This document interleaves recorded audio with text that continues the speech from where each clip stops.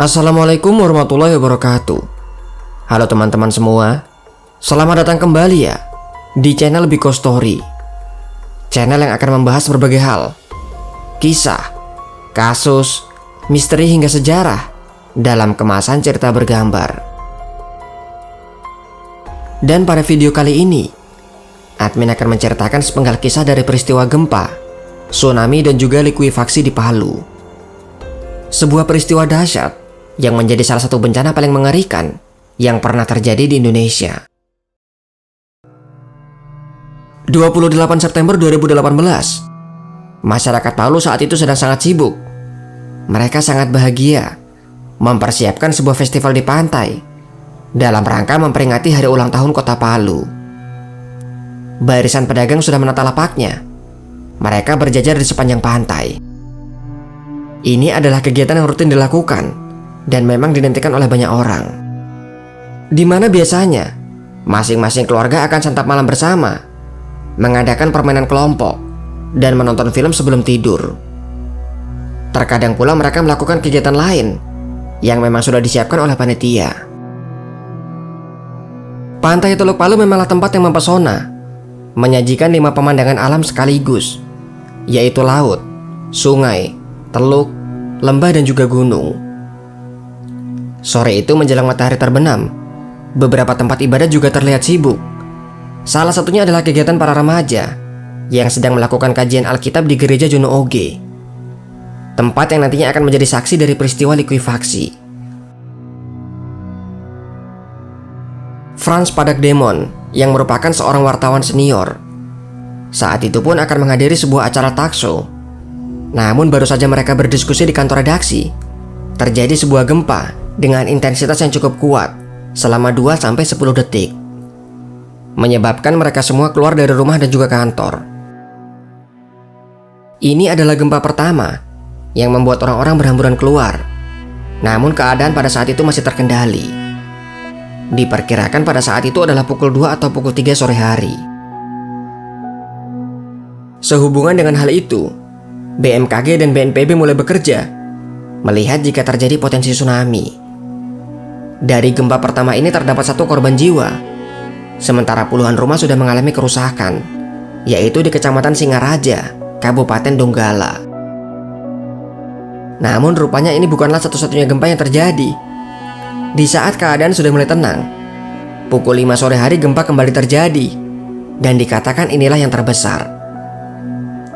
Dengan kekuatan 7,4 skala Richter, pada kedalaman 10 km di jalur sesar Palu-Koro. Dan peristiwa ini pun sempat terekam dalam sebuah video amatir yang kemudian diunggah ke media sosial.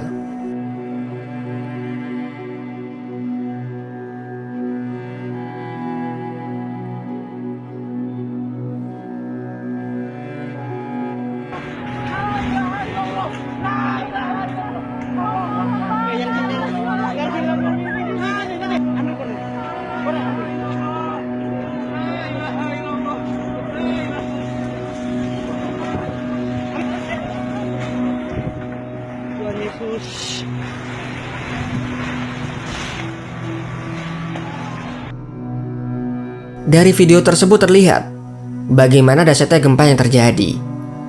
Di beberapa tempat, gempa bahkan menghancurkan jalan dan juga bangunan. Warga pun berteriak histeris. Dan korban akibat gempa sangat susah untuk diprediksi. Besarnya kekuatan gempa yang terjadi membuat BMKG langsung memperingatkan potensi tsunami dengan status siaga dan waspada. Sutopo Purwonugroho yang merupakan juru bicara dari BNPB mengatakan gempa tersebut merupakan gempa dangkal, tetapi karena terjadi di jalur sesar Palu-Koro, maka berpotensi memicu tsunami. Awalnya mereka menganalisis bahwa potensi tsunami yang muncul adalah 0,5-3 meter di pantai Donggala bagian barat, dan akan semakin mengecil dampaknya pada Donggala bagian utara, Mamuju utara, dan Palu bagian barat. Namun entah apa yang terjadi, 34 menit kemudian mereka mencabut peringatan itu, yang tentunya masyarakat juga beranggapan bahwa tsunami tidak akan terjadi. Namun apa harus dikata, teknologi manusia memang belum bisa memprediksi secara tepat bagaimana fenomena alam yang terjadi. Takdir pun berkata lain. Gulungan ombak tsunami setinggi 6 meter mendekat ke arah pantai dan segera menerjang daerah pesisir. Beberapa warga yang melihat dari lantai atas, mereka berteriak histeris, memperingatkan warga yang ada di bawah, di mana masih banyak yang lalu lalang. Namun sepertinya deru angin membuat suara mereka tidak begitu terdengar. Terlihat juga banyak kendaraan yang melintasi jalan. Mereka tidak mengetahui ada bahaya yang mendekat. Dan peristiwa ini juga terekam dalam sebuah video amatir. Woi, lari ke atas pak, tsunami pak. Woi, lari pak ke atas, woi. Woi, lari ke atas bau, tsunami, air. Woi, lari ke atas bau. Woi, cepat naik. Woi, naik. Woi, tsunami jangan turun, woi. Ibu, air ibu. Inilah tsunami bu. Woi, naik tsunami. Lihat, panas. Amir, mama sayang kalian. Allahu Akbar. Kami deh, titip anak-anak ya deh, jaga mereka.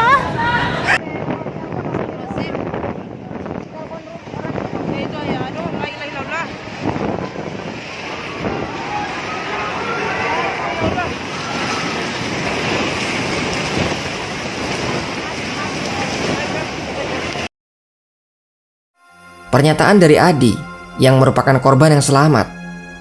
Ia dan istrinya sempat tergulung ombak sejauh 50 meter sebelum akhirnya tersangkut di pintu sebuah ruko. Baru saja ia mengumpulkan tenaga untuk naik ke atas. Ombak kedua yang jauh lebih besar datang, membuat mereka cepat-cepat naik ke atas tangga.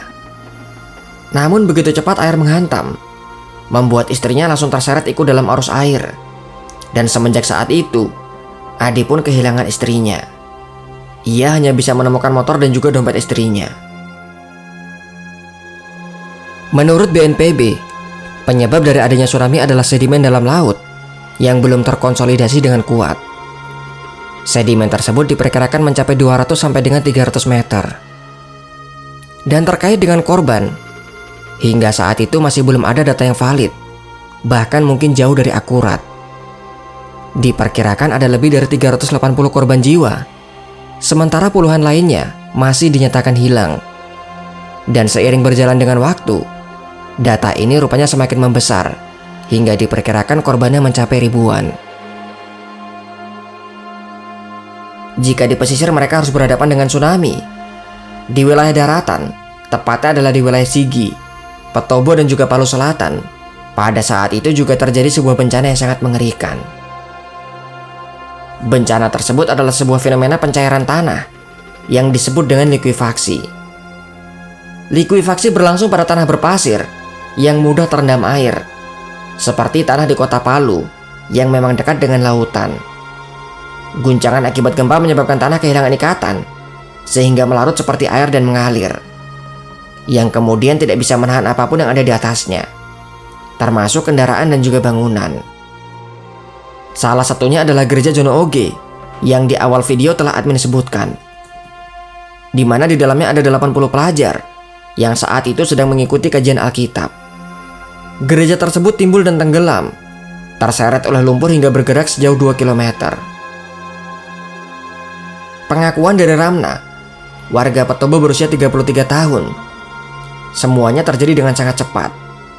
Tanah tiba-tiba terbelah dan ia pun langsung masuk ke dalamnya. Namun tiba-tiba pula ia dimuntahkan kembali dan terdorong keluar dari dalam tanah. Ia mengatakan jika tidak dimuntahkan kembali oleh tanah, sangat mustahil baginya untuk selamat, dan sudah pasti akan tenggelam bersama dengan lumpur. Dari berbagai kesaksian, tanah ambles sampai dengan 5 meter, dan juga ada yang timbul sampai dengan 2 meter, membentuk gelombang lumpur hitam yang menenggelamkan apapun yang ia lewati. Di Perumnas Balaroa, lebih dari 1.700 rumah tenggelam, dengan lebih dari 1.000 lainnya mengalami kerusakan. Sementara di Kelurahan Petobo Palu, ada lebih dari 700 rumah yang tenggelam, dengan 2.000 lainnya dinyatakan rusak. Mereka yang melihat langsung sisa dari fenomena likuifaksi mengatakan semuanya seperti dilumat, hingga yang terlihat hanyalah tempat yang kacau balau dengan lumpur di mana-mana. Mengutip dari situs dewi.com, seorang petugas penanggulangan bencana mengatakan, mereka tidak akan pernah mengetahui dengan pasti berapa jumlah korban jiwa dari bencana likuifaksi. Mungkin saja ada 5.000 orang yang terkubur di bawah lumpur. Bencana pun seolah tak berhenti. Di tengah kekacauan itu, hingga malam hari gempa susulan terus berdatangan. Setidaknya tercatat 13 gempa yang terjadi dengan kekuatan di atas 5 skala Richter. Total seluruh korban yang tercatat, setidaknya ada 2.086 korban meninggal dunia. 671 orang dinyatakan hilang. Lebih dari 10.000 jiwa luka berat. Dan terdapat lebih dari 80.000 pengungsi. Sementara bangunan, lebih dari 67.000 rumah mengalami kerusakan. 2.736 sekolah, serta 20 fasilitas kesehatan dinyatakan rusak. Bencana ini juga menjadi perhatian dunia, hingga setidaknya ada 14 negara yang langsung turun memberikan bantuan. Dengan dahsyatnya semua bencana itu, banyak pula korban yang selamat, dan bahkan seperti sebuah keajaiban. Beberapa ada yang masih selamat dari hotel yang sudah runtuh. Balita laki-laki yang ditemukan selamat di sebuah selokan. Ada pula seorang bocah yang terseret ombak tsunami, namun selamat dengan tersangkut di atas rumah. Juga pilot batik air yang mempercepat penerbangan 3 menit sebelum jadwal dan tepat sebelum terjadi gempa. Serta masih banyak lagi kesaksian lainnya. Itulah gambaran dari peristiwa gempa, tsunami dan juga likuifaksi di Palu. Tentunya ada banyak sekali informasi yang belum dimasukkan, mengingat peristiwa sebenarnya sangatlah kompleks. Sehingga jika ada kesalahan, informasi yang kurang, ataupun pendapat yang berbeda, silahkan tuliskan di kolom komentar di bawah. Sampai di sini video dari admin. Sampai jumpa kembali di video selanjutnya. Wassalamualaikum warahmatullahi wabarakatuh.